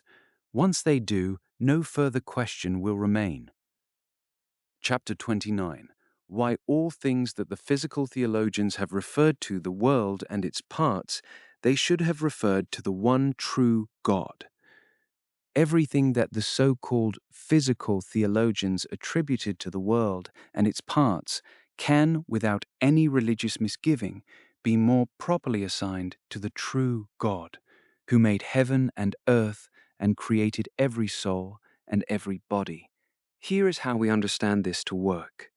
We worship God, not heaven and earth, the two parts that make up this world, and not the soul or souls spread through all living things, but the God who made heaven and earth and everything in them, who made every soul, whatever its nature may be, whether it possesses life without sensation or reason, life with sensation alone, or life with both sensation and reason.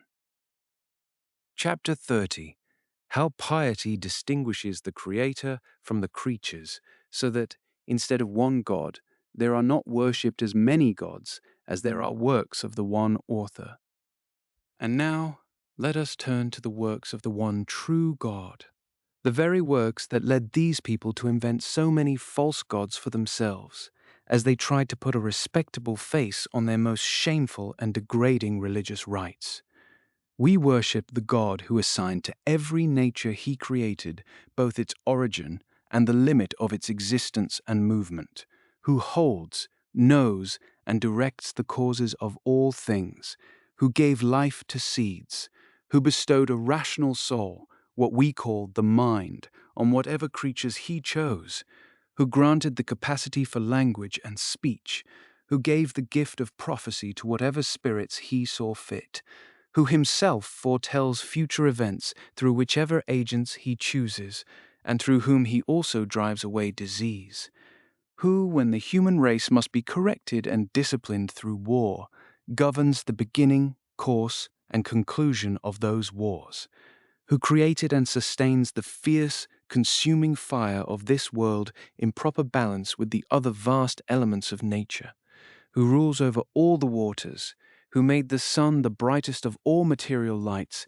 and gave it its power and its course, who has not withdrawn his authority even from the inhabitants of the underworld, who appointed fitting food and drink, both solid and liquid, to sustain mortal creatures, who cultivates and makes the earth fruitful, who lavishes its produce on animals and human beings alike, who knows and ordains not only primary causes, but secondary ones as well, who set the moon on its path, who opens ways through heaven and earth for travel from place to place, who has given to the human minds he created the knowledge of the various arts that sustain life and nature, who established the union of male and female for the bearing of children, who blessed human society with the gift of earthly fire for the most basic and familiar purposes, for the hearth and for light.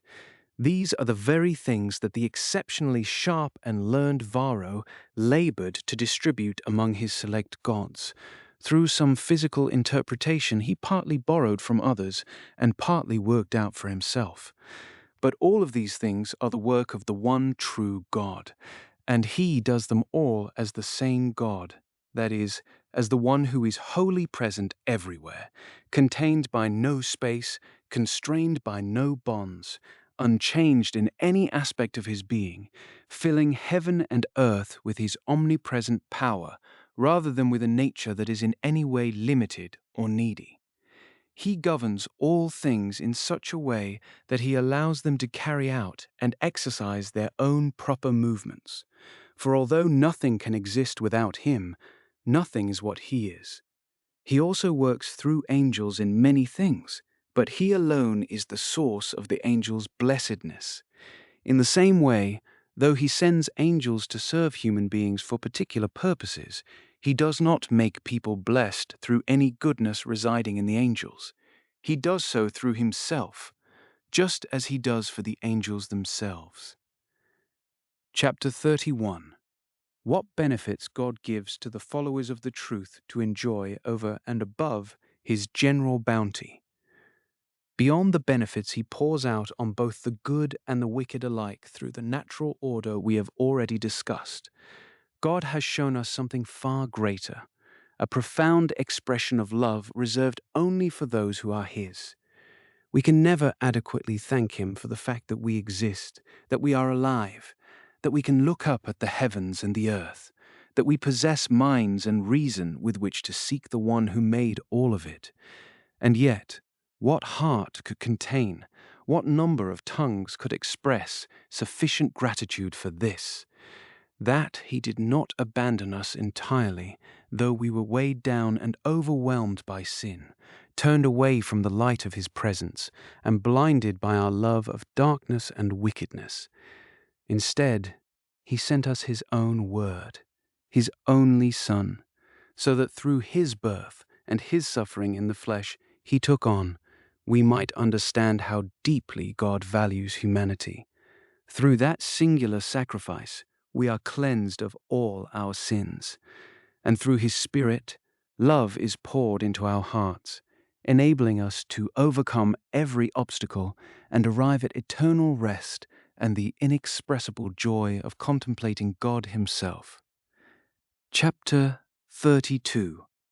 How at no time in the past was the mystery of Christ's redemption missing, but was always declared, though in various forms.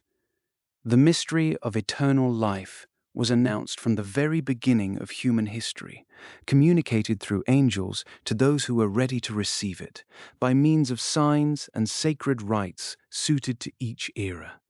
Then the Hebrew people were gathered into what amounted to a single nation, specifically to carry out this mystery. Within that nation, everything that has unfolded since the coming of Christ up to the present day, and everything that is still to come, was foretold, sometimes through people who understood what they were saying, and sometimes through people who did not. That same nation was later scattered among the other peoples of the world, so that they might serve as witnesses to the scriptures in which eternal salvation through Christ had been declared. For it was not only the prophecies expressed in words, nor only the moral and spiritual teachings on how to live rightly that were contained in those sacred writings. The rites, the priesthood, the tabernacle and temple, the altars, the sacrifices, the ceremonies, and everything else belonging to the worship owed to God, what the Greeks properly call latreia, meaning divine service. All of these pointed toward and foreshadowed the things we who believe in Jesus Christ unto eternal life hold to have been fulfilled, or see being fulfilled before us, or trust with confidence will yet be fulfilled. Chapter 33. How only through the Christian religion could the deceit of malign spirits, who rejoice in the errors of men, have been exposed. This is the only true religion, and it alone has been able to expose the gods of the nations for what they really are. Corrupt demons who crave divine status, hiding behind the names of dead souls or the forms of earthly creatures, reveling in shameful and degrading acts as though these were sacred honors, and resenting any human soul that turns toward the true God. From the brutal and godless tyranny of these demons, a person is set free when he places his faith in the one who showed us what humility looks like. And by following that example, human beings can rise to the very heights from which their pride once caused them to fall. This applies not only to the gods we have already discussed at length, and to the many others worshipped across various nations and lands, but also to those we are examining now, the ones who were chosen, as it were, for a kind of divine senate. They were chosen, however, not because of any noble virtue, but because of the sheer notoriety of their crimes.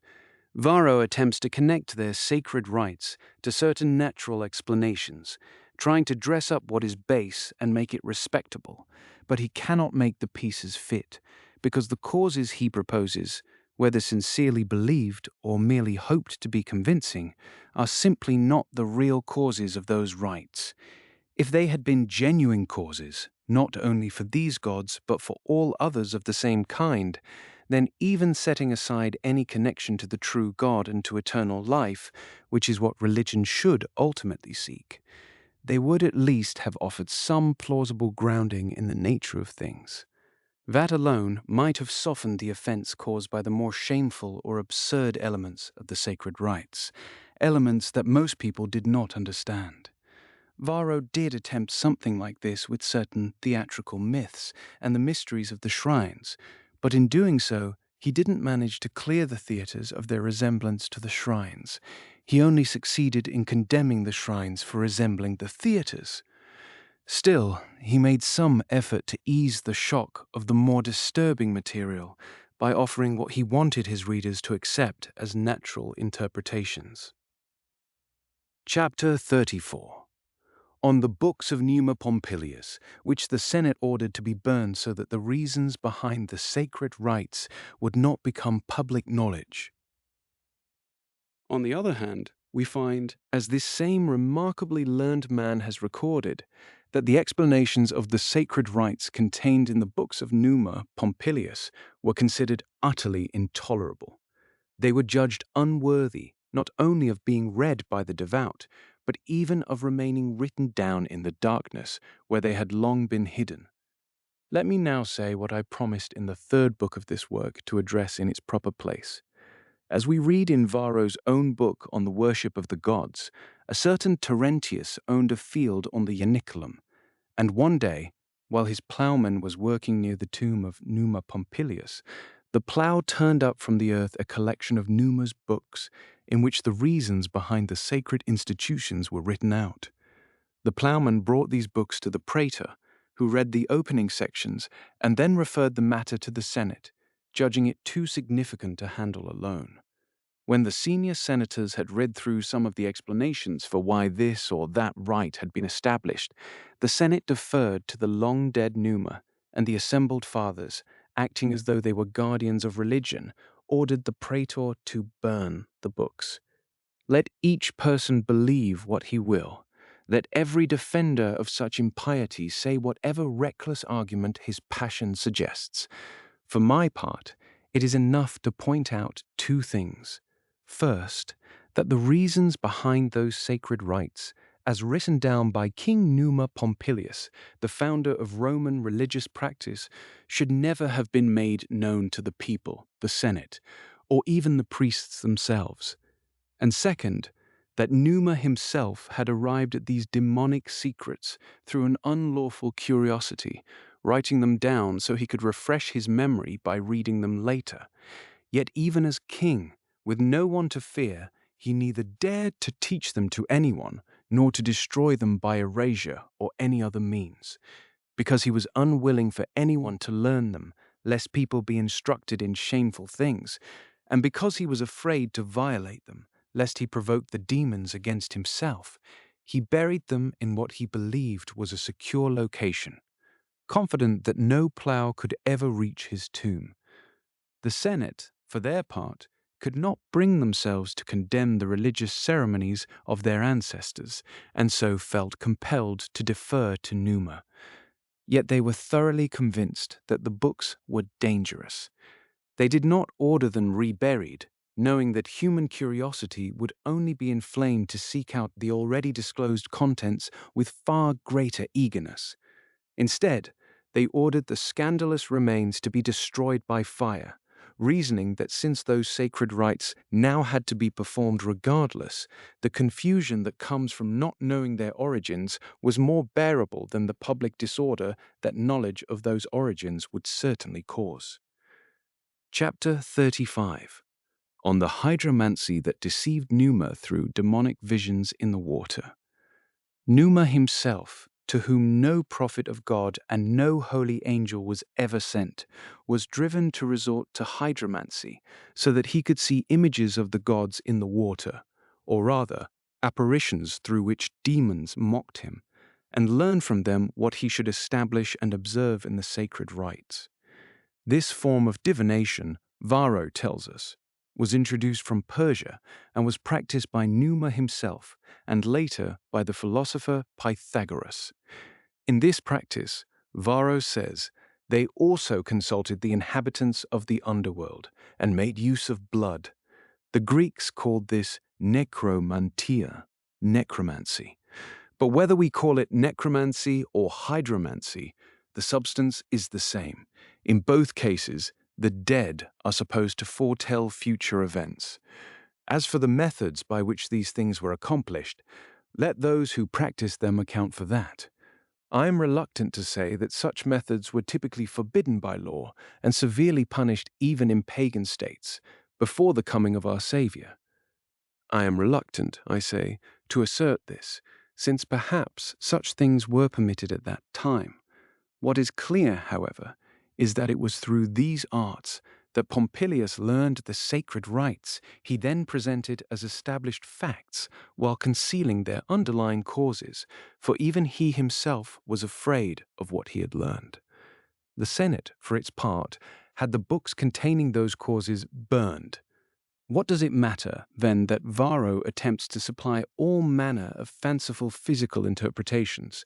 If those books had actually contained such interpretations, they would certainly never have been burned. Otherwise, the senators would also have burned the books that Varro himself published and dedicated to the high priest Caesar.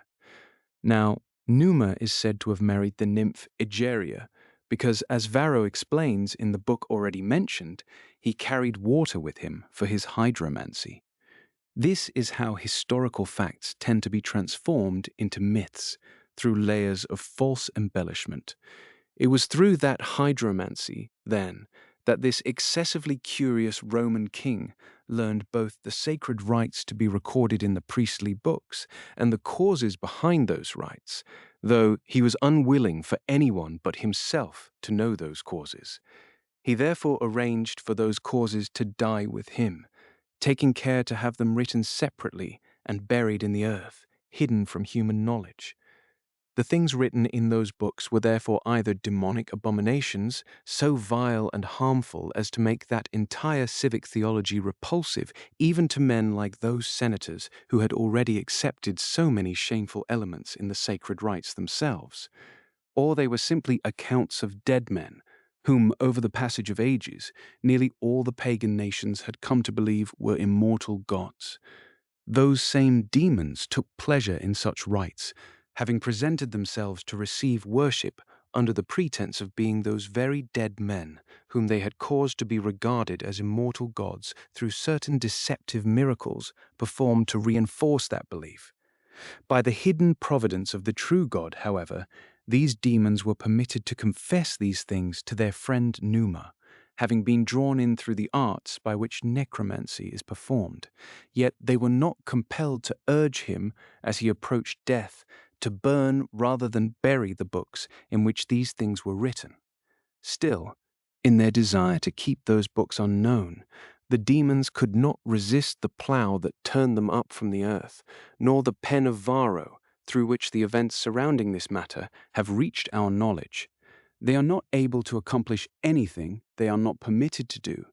They are allowed to influence only those whom God, in his deep and just judgment, hands over to them according to their deserts, whether simply to be afflicted or also to be subdued and deceived. How dangerous these writings were judged to be, and how far removed from the worship of the true God, can be understood from the simple fact that the Senate chose to burn what Pompilius had hidden, rather than to share the fear that had prevented him from daring to do the same. Let anyone who has no desire to live a godly life even now go ahead and seek eternal life through such rites. But let anyone who has no wish to be in fellowship with malicious demons have no fear of the harmful superstition by which those demons are worshipped, and instead recognize the true religion by which they are exposed and defeated.